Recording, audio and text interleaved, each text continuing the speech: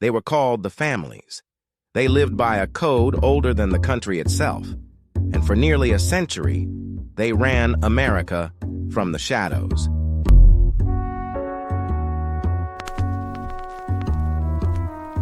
Every week, we open the files on the men who built the underworld, the bosses, the wars, the rituals, the betrayals, the blood oaths that bound them, and the secrets they swore to take to the grave. Subscribe. Some stories were never meant to be told. The master of disguise, Vincent Gigante.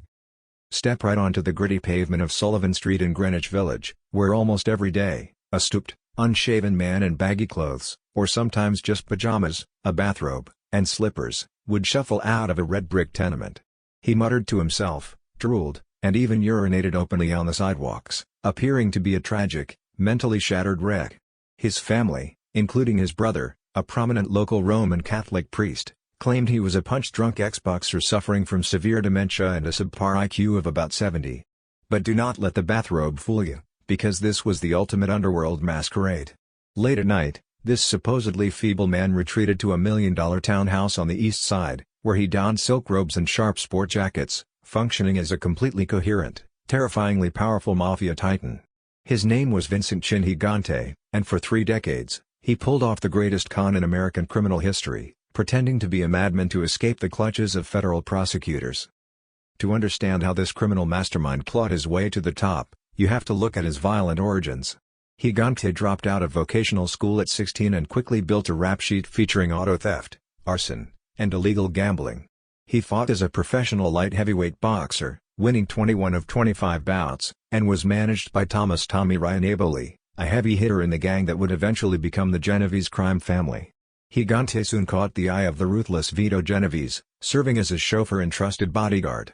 The young pugilist truly made his bones on the night of May 2, 1957, when he stepped up to Mafia godfather Frank Costello and declared, "This is for you, Frank," before putting a bullet into Costello's skull. Incredibly, Gigante beat the attempted murder rap. Costello strictly adhered to the underworld code of omerta and refused to identify him in court, while Gigante's slick lawyer discredited the only eyewitness by questioning his eyesight. However, the law eventually caught up with him, temporarily. In 1958, Gigante and his patron Vito Genovese were indicted in a massive international narcotics conspiracy. The feds labeled Chin as a rising star in the underworld and the #1 boy of the Genovese syndicate. Convicted and sentenced to 7 years at the federal penitentiary in Lewisburg, Gigante kept his nose clean, worked in the prison's boiler room, and was back on the streets of Greenwich Village in less than 5 years. Promoted to a capo, Chin decided he was never going back to a concrete cell. When he was indicted in 1969 for bribing the entire police force of Old Tappan, New Jersey, his lawyers produced psychiatric reports claiming he was psychotic, mute, schizophrenic, and possessed an infantile and primitive mind. The brilliant legal maneuver worked. The judge ruled him mentally unfit to stand trial, and the charges essentially evaporated. From then on, Gigante regularly checked himself into psychiatric hospitals for what his mobster pals jokingly called tune-ups to ward off any new grand jury investigations. Beneath the drooling, pajama-clad exterior beat the heart of a calculating and treacherous predator. Gigante was fiercely secretive, and at the slightest hint of betrayal, he condoned the execution of soldiers, associates, and all perceived enemies. Yet, his hidden influence on the streets was undeniable. When a naive young truck driver was facing a brutal beating from the vicious thugs of Teamsters Local 560, a notoriously mobbed-up union, Gigante intervened from the back room of a Little Italy candy store, making a single phone call that completely saved the terrified kid from harm. By the 1970s, Chin had ascended to the role of consigliere, and other mobsters knew exactly who was pulling the strings. When Sammy the Bull Gravano met with him to resolve a union dispute, Gigante, dressed in his trademark pajamas and sporting a stubble, was perfectly coherent and promised to handle the problem. On another occasion, a freshly shaven Gigante met with Gambino bosses in a Staten Island basement and sharply lectured them that Mafia commission meetings should be strictly reserved for a life-and-death Cosa Nostra issues, rather than petty union squabbles. He explicitly told Gravano that he had put too much time into his crazy act to risk getting caught or bugged at trivial sit-downs. And for years, his insane masquerade worked beautifully, leaving law enforcement officials utterly baffled and oblivious to the absolute power wielded by the strange, shuffling man from Sullivan Street. Picture a slow-moving car gliding to a halt in front of a bustling Greenwich Village storefront, the sudden silence of the loitering mobsters, and the terrifying sight of a man in the passenger seat wearing a paper bag over his head with eye holes cut out. As this masked man pointed his finger at the thugs on the sidewalk, two FBI agents furiously scribbled notes. In a panic, the men scattered, shouting that the feds had a rat. But there was no rat, the man in the bag was just an FBI agent playing a role. This was raw psychological warfare, orchestrated by FBI agent Donald Richards, designed to rattle the cage of the Genovese crime family and their bizarre, pajama-wearing leader, Vincent Gigante. Richards's prime target was a dingy hangout called the Triangle Civic Improvement Association on Sullivan Street. With its plate glass windows smeared in a gummy white substance to block prying eyes, the club served as the daytime headquarters for Gigante and his capo, Matthew "Matty" the Horsey Aniello. The club's walls were practically plastered with Mafia paranoia, bearing signs like "Tough guys don't squeal" and "The enemy is listening." The FBI desperately wanted to eavesdrop on Gigante, but traditional methods were failing. Government lawyers shot down the use of long-range parabolic microphones to listen to his sidewalk strolls, and bugs hidden in the rearview mirrors of parked cars failed to pick up his muffled whispers. Bugging the Triangle Club itself was deemed useless because the crowded room was far too noisy, and Chin usually communicated by whispering directly into his men's ears anyway. Richards's paper bag hoax and aggressive, open photography of the mobsters were calculated moves to drive Gigante and Aniello out of the Triangle Club and into quieter sanctuaries where bugs could actually do their job. But Chin Gigante was a master of the insane masquerade. On the streets, he put on a spectacular performance, stopping to urinate on the sidewalks or abruptly dropping to his knees to pray in front of St. Anthony of Padua Church. He played the part of a feeble, shuffling old man, but one day an FBI task force detective watched him sprint like a hare across busy Houston Street to beat a red light, only to instantly resume his leaden-footed act once he reached the safety of the curb. The feds tried to rattle him by tickling the wires delivering subpoenas to provoke panic telephone chatter. When agents knocked on his mother's apartment door to serve him, they found Gigante standing in the bathtub wearing a bathrobe, holding an open umbrella under a dry, closed shower head. He simply gave the agents a mischievous wink while mumbling incoherently. His defense attorney, Barry Slotnick, publicly capitalized on this act, declaring that his client was so psychiatrically disabled he couldn't run a candy store, much less a crime family. Even Gigante's brother, Father Louis Gigante, a Catholic priest and community leader, publicly championed the narrative that his brother was an innocent, sick man being ruthlessly persecuted by authorities. Yet, the FBI was closing in on the truth. A new Genovese squad supervisor, John S. Pritchard III, set up a concealed observation post on a New York University roof and caught a glimpse of Chin's dual reality. While tailing Gigante one night, Pritchard watched the mobster slide into a car, take off his ratty bathrobe, and hand it to an underling, revealing a sharp, well-tailored gray sharkskin suit and necktie underneath. The ultimate breakthrough came when agents discovered that the enigma in a bathrobe led a luxurious double life. Gigante had his wife, Olympia, and their children out in the New Jersey suburbs, but he spent his nights in a $1 million East 77th Street townhouse with his mistress, another woman named Olympia Mitzi Esposito. The lavish Manhattan property had been essentially gifted to Esposito for a mere $16,000 by Morris Levy, a multimillionaire record company executive with a thick FBI dossier linking him to the Genovese family's extortion and money laundering schemes. Desperate to catch the Godfather slipping up, the FBI placed a wiretap on the townhouse's phones. Though he didn't discuss Mafia business, the tap proved Gigante was entirely sane. He spoke clearly and intelligently to his mistress and children about groceries, the weather, and medical appointments, even tenderly telling Mitzi, "I love you" over the phone. To get visual proof of his lucidity, agents gained access to the Ramaz Yeshiva, a Jewish school that backed right up to the townhouse. That covert operation ended abruptly one midnight when a school administrator caught a shadowy figure on the terrace, shouted "You're under arrest," and subsequently revoked the FBI's access. Refusing to back down, Agent Charles Baudouin rented a $4,500 a month luxury apartment right next door. Night after night, dressed in green camouflage and hiding under a waterproof mini-tent on the terrace, Baudouin watched the real Vincent Gigante. Gone was the drooling madman. Instead, Baudouin documented a coherent, commanding Mafia boss who presided at the head of a dining table, held private conferences, poured drinks for his subordinates, and counted massive stacks of American currency in the kitchen. Then, Every morning between 9 o'clock and 10 a.m., Gigante would put his grubby clothes or bathrobe back on and be driven downtown to resume his lunatic act on Sullivan Street. While the FBI's psychological warfare eventually provided the probable cause needed to authorize a bug inside the townhouse, Gigante remained incredibly elusive, and their efforts against him were stalled when news of another mob bug leaked, causing Chin to clam up. However, the relentless pressure paid off elsewhere, leading to the convictions of high-ranking Genovese leaders like Matty the Horsey Aniello, who was hit with over 20 years in prison for scamming millions from topless bars and extorting businesses. Gigante remained a free man for the time being, but the feds had officially unmasked the greatest con in American criminal history. Step right into the most elaborate and successful masquerade in the history of the American underworld, where a boss hiding behind a facade of mental illness secretly pulled the strings of the nation's most powerful mafia family. While law enforcement initially patted themselves on the back for targeting high-profile figures, they completely missed the significance of a casually spoken sentence by Fat Tony Salerno, "I'll leave this up to the boss." For years, investigators failed to grasp the magnitude of intercepted conversations that pointed directly to Vincent Chin Gigante as the true godfather of the Genovese Borgata.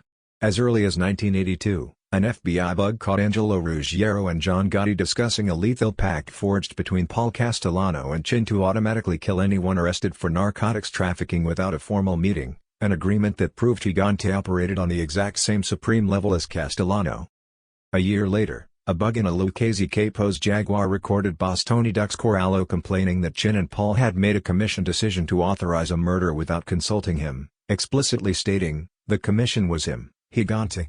Even Fat Tony Salerno, the man the FBI firmly believed was the Genovese boss, was recorded in 1984 reviewing induction candidates and admitting to a subordinate, "I'll leave this up to the boss." The terrifying truth, revealed by Genovese defector Vincent Fish Caffaro, was that Salerno was nothing more than a decoy designed to keep federal heat uptown in East Harlem rather than downtown in Gigante's stronghold. All of Salerno's decisions were actually put on the record with Chin, who was the ultimate authority. Gigante's dictatorial reach extended far beyond New York. He dictated the hierarchy of the New England Patriarca family in Boston and even authorized a murder contract on John Gotti to avenge Castellano's assassination. Turncoat Philadelphia underboss Phil Leonetti would later describe Gigante's regime as the most sophisticated, cautious, secretive, and powerful Cosa Nostra family in the United States. To protect his empire, Gigante instituted a reign of intense paranoia and absolute secrecy, threatening severe punishment or death to anyone who dared speak his name on a telephone or in direct conversation. Genovese soldiers were instructed to refer to their boss only by pointing to their chins, forming a C with their fingers, or using coded monikers like "that guy," "my aunt," or "Aunt Julia." He guarded his crazy act with lethal force, threatening to kill Colombo mobster Joe Gorgon simply because Gorgon was caught on an FBI bug suggesting Gigante was acting and not actually crazy. To solidify his medical record of incompetency, Gigante checked himself into a Westchester County mental health clinic 28 times over 2 decades for psychiatric tune-ups. The main communications link between Gigante and his soldiers in the field was Dominic Quiet Dom Cirillo, an elusive former club boxer known in the family as Il Messaggero. Despite his bizarre public behavior, behind closed doors, Gigante was a shrewd and calculating CEO who commanded the respect of even the most arrogant mobsters. During his only face-to-face sit-down with John Gotti, the dapper Don walked away marveling that Gigante was smart as a fox for safely orchestrating their meeting inside an apartment building where his relatives lived. The Genovese family under Gigante was a financial juggernaut, reaping hundreds of millions from corrupt union locals and management associations. His organization maintained an iron grip on the billion-dollar-a-year Fulton fish market, the Javits Convention Center, the garbage collection industry, and the New Jersey waterfront.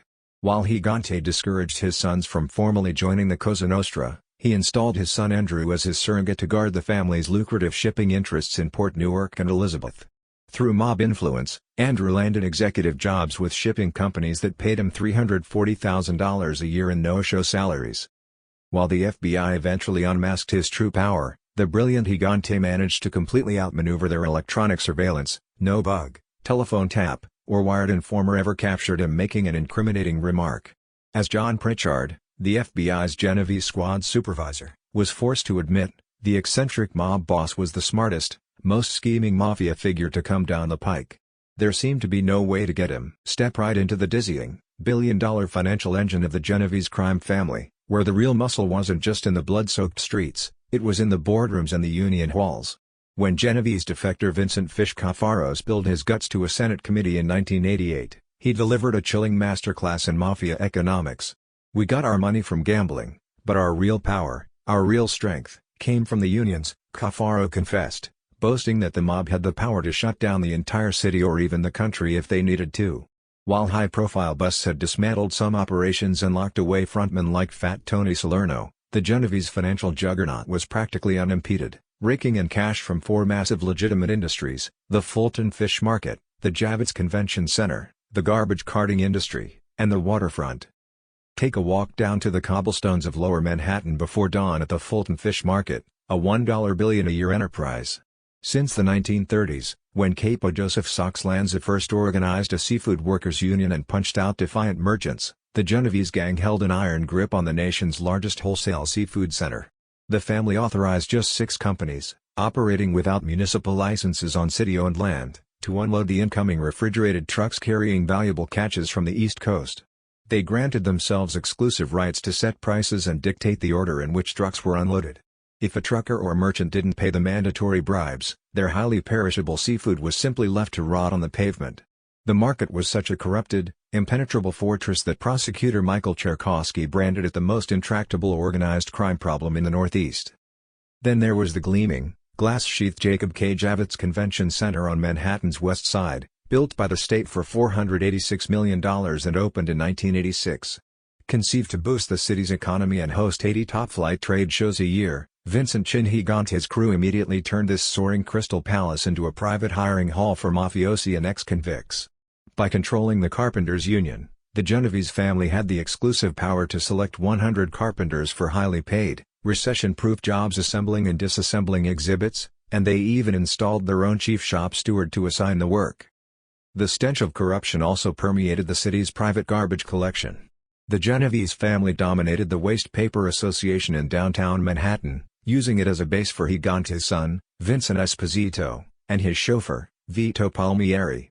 The family's carting interests were managed by the feared Fulton Fish Market capo ally Shades Malongan, who operated as the administrator of the Kings County Trade Waste Association.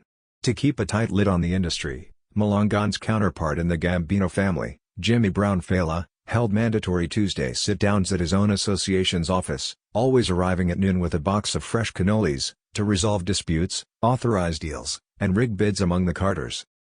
But Gigante's ultimate prize was the waterfront. Even though Chin famously discouraged his sons from formally taking the Cosa Nostra oath, he strategically installed his eldest son, Andrew Gigante, to serve as his surrogate, guarding the family's lucrative shipping interests in Port Newark and Elizabeth. Through sheer mob muscle, Andrew was gifted with no-show executive jobs at 2 metro companies that paid him a staggering $340,000 a year, while also holding stock in container repair and shipping companies in New Jersey and Miami.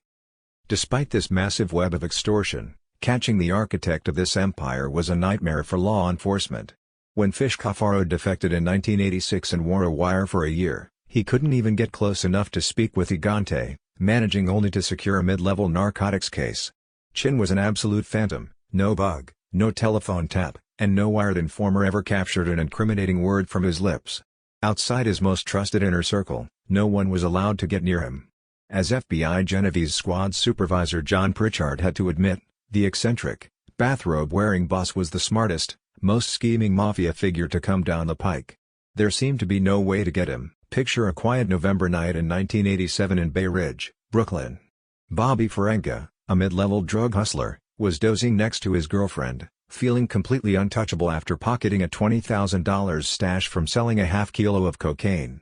Suddenly, the door to his apartment was forcefully breached by an FBI NYPD narcotics task force using a specialized tool called the Rabbit. The raid was led by Louis Scialiro, a brilliant and relentless FBI supervisor known for coordinating swift, disorienting midnight busts. When a detective spotted a loaded .25 caliber pistol on the nightstand on his girlfriend's side of the bed, Scialiro ordered her arrested, too. Facing 20 to 25 years in federal prison under strict new drug laws, a desperate Ferenga pulled Scialiro aside into another room and offered the ultimate underworld trade. "Let her go. Cut her a break," Ferenga whispered. "I can give you some pretty good stuff. I know where bodies are buried." That very night, Ferenga guided the agents to a warehouse in the Williamsburg section of Brooklyn. Buried beneath a thick canopy of freshly poured concrete were two gangland corpses. One was Shorty Spiro, a Colombo capo. The other was Jerry Papa, a Genovese hitman who had partnered with Ferenga and another associate, Pete Savino, to murder Spiro for a massive $500,000 bounty paid by drug dealers. Papa himself had later been blown apart by shotgun blasts in retaliation for the unsanctioned hit on a capo. But Ferenga gave the feds something even more explosive than bodies. He exposed a multi-million-dollar bid rigging fraud involving four Cosa Nostra families. The architect of this massive racket was Pete Savino, a smooth-talking, middle-class Brooklynite who had forsaken a legitimate life for the allure of easy mob money. Savino had teamed up with corrupt shop stewards and Local 580 of the Architectural and Ornamental Ironworkers Union to completely dominate the window installation industry. When the Department of Housing and Urban Development subsidized the installation of 900,000 thermal windows in public housing to save on heating bills, Savino and Papa convinced the Genovese hierarchy to create a cartel, rigging the bids to steal an absolute fortune. Following Papa's murder, a terrified Savino was summoned to Ruggiero's restaurant, fully expecting to be sent on a one-way ride to his death. Sweating profusely in a private upstairs room, he found himself face to face with the Genovese family's supreme rulers, Fat Tony Salerno, Funzi Thierry, and the elusive, bathrobe-wearing boss himself, Vincent Chin Gigante. To Savino's absolute shock, Gigante spared his life but commanded him to pay a $1 million extortion tax to Lucchese mobsters Anthony Gaspipe Casso and Vic Amuso to settle a previous $500,000 investment debt Papa had incurred. Savino paid the heavy price and shockingly became a trusted confidant and massive earner for Gigante. Gigante brought Savino so deeply into his inner circle that he allowed the associate to replace the windows at his family home in New Jersey and his mistress's Manhattan townhouse. But life under the eccentric Chin was terrifyingly unpredictable. Once, Savino was awakened by a phone call at 3 a.m. and ordered to meet a capo on a deserted Greenwich Village street before dawn. Leaving his cash and jewelry with his wife, Savino was certain he was being set up for an execution.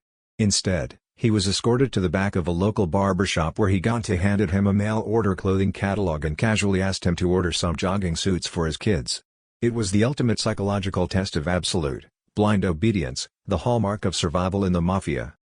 Through the minor arrest of a small-time cocaine dealer, the FBI had unwittingly stumbled upon the very thread that would begin to unravel the Genovese family's impenetrable secrecy.